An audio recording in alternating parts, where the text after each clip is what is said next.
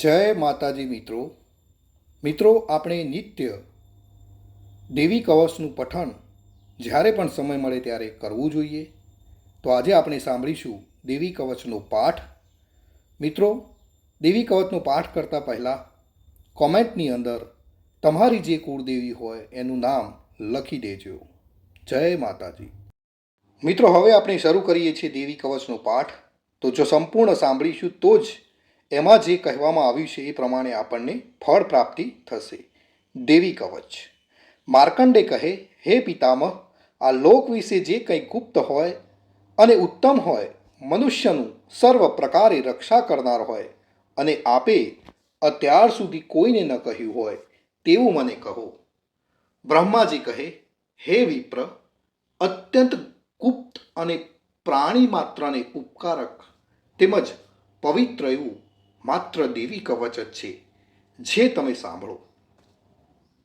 પ્રથમ શૈલીપુત્રી, બીજા બ્રહ્મચારિણી, ત્રીજા ચંદ્રઘંટા, ચોથા કુષ્માંડા, પાંચમા દેવીનું નામ છે સ્કંદમાતા, છઠ્ઠા દેવીનું નામ છે કાત્યાયની, સાતમા દેવીનું નામ છે કાલરાત્રિ, આઠમા દેવીનું નામ છે મહાગૌરી તથા નવમા દેવીનું નામ છે સિદ્ધિદાત્રી.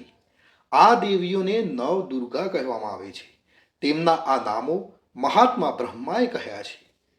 જે માનવી અગ્નિથી બળતો હોય અને રણ સંગ્રામમાં શત્રુઓથી ઘેરાયેલો હોય અને કઠિન અને વિકટ સ્થિતિમાં મુકાયેલો હોય, તે આ કવચનો પાઠ કરીને નવદુર્ગાના શરણે જાય તો તેનું કશુંય અમંગળ ન થતાં બધી જ આપત્તિમાંથી એને મુક્તિ મળે છે, એ મુક્ત થાય છે. તેને શોક, દુઃખ અને ભય આવતા નથી. જે મનુષ્ય ભક્તિથી દેવીનું સ્મરણ કરે છે તેની દરેક પ્રકારે અભિવૃદ્ધિ થાય છે. હે દેવેશ્વરી, જે તમારું સ્મરણ કરે છે તેનું તમે રક્ષણ કરો છો, તેમાં કોઈ શંકાને સ્થાન નથી. પ્રેત પાડા ઉપર બેઠેલ દેવી ચામુંડા, મહિષ પાડા ઉપર બેઠેલી દેવી વારાહી, હાથી ઉપર આરૂઢ દેવી ઐન્દ્રી અને ગરુડ ઉપર બેઠેલા દેવી વૈષ્ણવી શક્તિ છે. વૃષભ પોઠિયા ઉપર આરૂઢ દેવી મહેશ્વરી છે અને મોરના વાહનવાળા દેવી કૌમારી છે. હસ્તમાં કમળને ધારણ કરનાર એવા હરિને પ્રિય દેવી લક્ષ્મી કમળના આસન ઉપર બેઠેલ છે. શ્વેત રૂપ ધારણ કરનારા એવા વૃષભના વાહનવાળા દેવી ઐશ્વરી છે. સર્વ આભૂષણોથી સુશોભિત દેવી બ્રહ્માણી હંસ ઉપર બેઠેલ છે. આ બધી નવ શક્તિઓ યોગ શક્તિવાળી અને અનેક પ્રકારના અલંકારોથી તેમજ રત્નોથી શોભી રહ્યા છે. આ સર્વ શક્તિઓ ક્રોધિત થઈ રથમાં બેઠેલ છે. એ શક્તિઓએ શંખ, ચક્ર, ગદા, શક્તિ, હળ, મુસળ, ભાલો, ફરસી, પાશ, બરછી, ત્રિશૂળ, ધનુષ્ય બાણ આદિ આયુધોને ધારણ કરેલ છે. તેઓ દૈત્યોના વિનાશ માટે અને ભક્તોને અભય કરવા માટે તેમજ દેવોનું કલ્યાણ કરવા માટે આમ કરેલ છે. હે દેવી મહારૌદ્રા, હે મહાઘોર પરાક્રમવાળા, હે મહાન બળવાળા, મહાન ઉત્સાહવાળા અને મોટા ભયનો નાશ કરનારા એવા આપ સર્વ દેવીઓને હું પ્રણામ કરું છું. મુશ્કેલીઓથી જોઈ શકાય તેવા અને શત્રુઓના ભયને વધારનારા દેવી, મારું રક્ષણ કરો.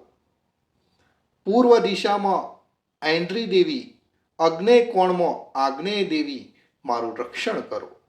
દક્ષિણ દિશામાં વારાહી દેવી, નૈઋત્ય કોણમાં ખડગધારિણી દેવી, પશ્ચિમ દિશામાં વારુણી દેવી અને વાયવ્ય કોણમાં મૃગવાહિની દેવી, મારું રક્ષણ કરો.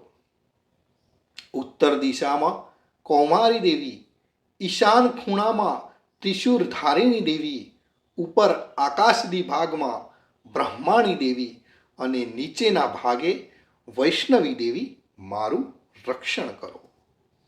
આ રીતે પ્રેતના વાહનવાળા ચામુંડા, દસે દિશામાં તેમજ મારી આગળની બાજુએ જયાદેવી અને પાછળની બાજુએ વિજયાદેવી મારું રક્ષણ કરો. મારી ડાબી બાજુએ અજિતા દેવી, મારી જમણી બાજુએ અપરાજિતા દેવી, મારી શિખાનું ઉદ્યોતિ દેવી રક્ષણ કરો. મારા મસ્તક ઉપર રહી ઉમાદેવી મારું રક્ષણ કરો. મારા કપાળનું માલાધારક દેવી, મારા ભ્રમરનું યશસ્વિની દેવી, મારી ભ્રુકુટી ત્રિનેત્રાનું દેવી અને મારી નાસિકાનું યમઘંટા દેવી રક્ષણ કરો. મારા બે નેત્રોનું શંખિની દેવી રક્ષણ કરો. મારા બે કાનનું દ્વારવાસીની દેવી રક્ષણ કરો. મારા બે ગાલોનું કાલિકા દેવી રક્ષણ કરો અને કાનના મૂળનું સાંકરી દેવી રક્ષણ કરો.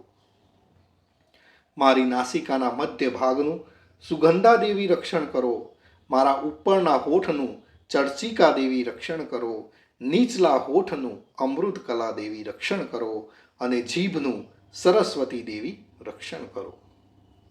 મારા દાંતનું કૌમારી દેવી રક્ષણ કરો. કંઠ પ્રદેશનું ચંડિકા દેવી રક્ષણ કરો. દાઢીના નીચેના ભાગનું ચિત્રઘંટા દેવી રક્ષણ કરો અને તાળવાનું મહામાયા દેવી રક્ષણ કરો. મારી દાઢીનું કામાક્ષી દેવી, વાણીનું સર્વમંગલા દેવી, ગળાનું ભદ્રકાળી દેવી રક્ષણ કરો અને કરોડરજ્જુનું ધનુર્ધરી દેવી રક્ષણ કરો. મારા કંઠના બહારના ભાગનું નીલગ્રીવા દેવી રક્ષણ કરો. અન્નનળીનું નલકબૂરી દેવી રક્ષણ કરો. બે ખભાઓનું ખડગધારિણી દેવી રક્ષણ કરો અને બે બાહુઓનું વ્રજધારિણી દેવી રક્ષણ કરો. મારા બે હાથોનું દંડિની દેવી રક્ષણ કરો. આંગળીઓનું અંબિકા દેવી રક્ષણ કરો. નખોનું સુલેશ્વરી દેવી રક્ષણ કરો અને કુક્ષીનું નલેશ્વરી દેવી રક્ષણ કરો. મારા સ્તનોનું મહાદેવી રક્ષણ કરો.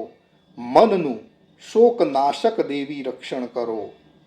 હૃદયનું લલિતા દેવી રક્ષણ કરો અને ઉદરનું ત્રિશૂરધારિણી દેવી રક્ષણ કરો. મારી નાભીનું કામિની દેવી રક્ષણ કરો. ગૃહભાગનું ગૃહેશ્વરી દેવી રક્ષણ કરો. લિંગનું પૂતના કામિકા દેવી રક્ષણ કરો અને ગુદાનું મહિષવાહિની દેવી રક્ષણ કરો. મારી કેડનું ભગવતી દેવી રક્ષણ કરો. બે ઘૂંટણોનું વિંધ્યવાસિની દેવી રક્ષણ કરો. બે જાંગોનું સર્વ મનોરથ પૂર્ણ કરનાર મહાબળવાન દેવી રક્ષણ કરો. મારી પગની ઘૂંટીઓનું નારસિંહ દેવી રક્ષણ કરો. પગના પાછળના ભાગનું તૈજસી દેવી રક્ષણ કરો. પગની આંગળીઓનું શ્રી દેવી રક્ષણ કરો અને પગના તળિયાનું તલવાસીની દેવી રક્ષણ કરો. મારા નખનું દ્રષ્ટા કરાલી દેવી રક્ષણ કરો. કેસનું ઊંચા લાંબા કેસવાળા દેવી રક્ષણ કરો. રૂવાટાના છિદ્રોનું કૌબેરી દેવી રક્ષણ કરો અને ચામડીનું વાઘેશ્વરી દેવી રક્ષણ કરો. મારા લોહી, મજ્જા, ચરબી, માંસ, હાડકાનું પાર્વતી દેવી રક્ષણ કરો. મારા આંતરડાનું કાલરાત્રિ દેવી રક્ષણ કરો અને પિત્તનું મુક્તેશ્વરી દેવી રક્ષણ કરો. મારા હૃદય કમળમાં પદ્માવતી દેવી, કફનું ચૂડામણી દેવી, નખોના તેજનું જ્વાલામુખી દેવી અને સર્વ સાધાઓનું અભેદા દેવી રક્ષણ કરો. મારા વીર્યનું બ્રહ્માણી દેવી, છાયાનું છત્રેશ્વરી દેવી અને અહંકાર મન બુદ્ધિનું ધર્મચારીની દેવી રક્ષણ કરો. મારા પ્રાણ, અપાન, વ્યાન, સમાન, ઉદાન એ પ્રાણોનું વ્રજહસ્તા દેવી અને પ્રાણનું કલ્યાણ શોભના દેવી રક્ષણ કરો. મારા રૂપ, રસ, ગંધ, શબ્દ, સ્પર્શનું યોગીની દેવી રક્ષણ કરો અને સત્વ, રજ, તમ ગુણોનું નારાયણી દેવી નિરંતર રક્ષણ કરો. મારા આયુષ્યનું વારાહી દેવી રક્ષણ કરો.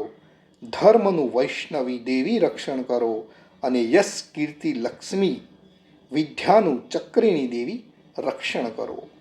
મારા ગોત્રનું ઇન્દ્રાણી દેવી રક્ષણ કરો. મારા પશુઓનું ચંડિકા દેવી રક્ષણ કરો. મારા પુત્રોનું મહાલક્ષ્મી દેવી રક્ષણ કરો અને મારી પત્નીનું ભૈરવી દેવી રક્ષણ કરો. મારા પંથનું સુફતા દેવી રક્ષણ કરો. માર્ગનું ક્ષેમ કરી દેવી રક્ષણ કરો. રાજદ્વારમાં મહાલક્ષ્મી દેવી રક્ષણ કરો અને યુદ્ધમાં જયવર્ધિની દેવી રક્ષણ કરો. જે સ્થાન વિશે કવચમાં કહેવામાં આવ્યું ન હોય તેમજ રક્ષા વગરના તે સ્થાનમાં પાપનાશીની જયંતી દેવી મારું રક્ષણ કરો. આમ જે મનુષ્ય પોતાનું કલ્યાણ ઈચ્છતો હોય તેને આ કવચનો પાઠ કર્યા વિના ઘરમાંથી બહાર એક ડગલું પણ ભરવું નહીં. આ કવચથી રક્ષાયેલો માનવી નિરંતર જ્યાં જ્યાં જાય ત્યાં ત્યાં તેને અર્થ લાભ, વિજય અને બધી જ કામનાઓ પરિપૂર્ણ થાય છે. આ પૃથ્વી પર માનવી જે ચિંતન કરે છે તે તેને ચોક્કસ મળે છે તેમજ અતુલ ઐશ્વર્ય પ્રાપ્ત કરે છે. આ કવચથી રક્ષાયેલ માનવી પૃથ્વી પર નિર્ભય થાય છે. તે સંગ્રામમાં પરાજય પામતો નથી. તે ત્રણેય લોકમાં પૂજનીય બને છે. આ દેવી કવચ દેવોને પણ દુર્લભ છે. જે મનુષ્ય સવારે, બપોરે અને સાંજે શ્રદ્ધાપૂર્વક થઈ હંમેશા નિયમ રાખી પાઠ કરે છે તે દેવી શક્તિને પામે છે. તેનો ત્રણેય લોકમાં જય જય થાય છે અને તે 100 વર્ષનું આયુષ્ય ભોગવે છે. આ કવચનો પાઠ કરનાર મનુષ્યના વિસ્ફોટક, દાદર, ખસ, ખુજલી આદિ ચામડીના દર્દો નાશ પામે છે. વિષ પણ નાશ પામે છે.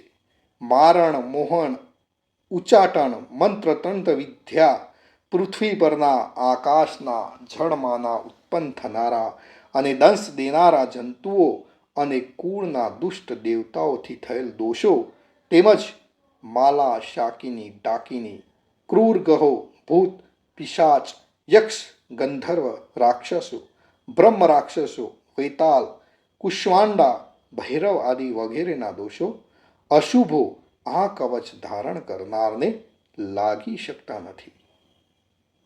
તેના દર્શન માત્રથી જ નાશ પામે છે, અગર તો નાસી જાય છે. આ કવચ કરનારને શ્રેષ્ઠ માન, તેજની વૃદ્ધિ, રાજ્ય, ઐશ્વર્ય અને કીર્તિ પ્રાપ્ત કરે છે. જે આ કવચનો પાઠ કર્યા પછી ચંડી પાઠ કરે છે તો તેનો યશ વધે છે. જ્યાં સુધી પર્વત, વન, ઉપવન સહિત પૃથ્વી રહે છે ત્યાં સુધી તેની પુત્ર પૌતાદી સંતાન વંશ કાયમ રહે છે. મહામાયાની કાયા કૃપાથી તે મૃત્યુ બાદ પણ દેવોને દુર્લભ એવું શાશ્વત સ્થાન મેળવે છે. તે શ્રેષ્ઠ રૂપ મેળવીને શિવની સાથે આનંદ કરે છે. ઇતિ શ્રી હરિહર બ્રહ્માવિર્જન દિવ્યાય કવચમ સંપૂર્ણમ. તો મિત્રો, અહીં આપણે દેવી કવચ સંપૂર્ણ કરીએ છીએ. કોમેન્ટની અંદર તમારી કુળદેવીનું નામ લખી દેજો.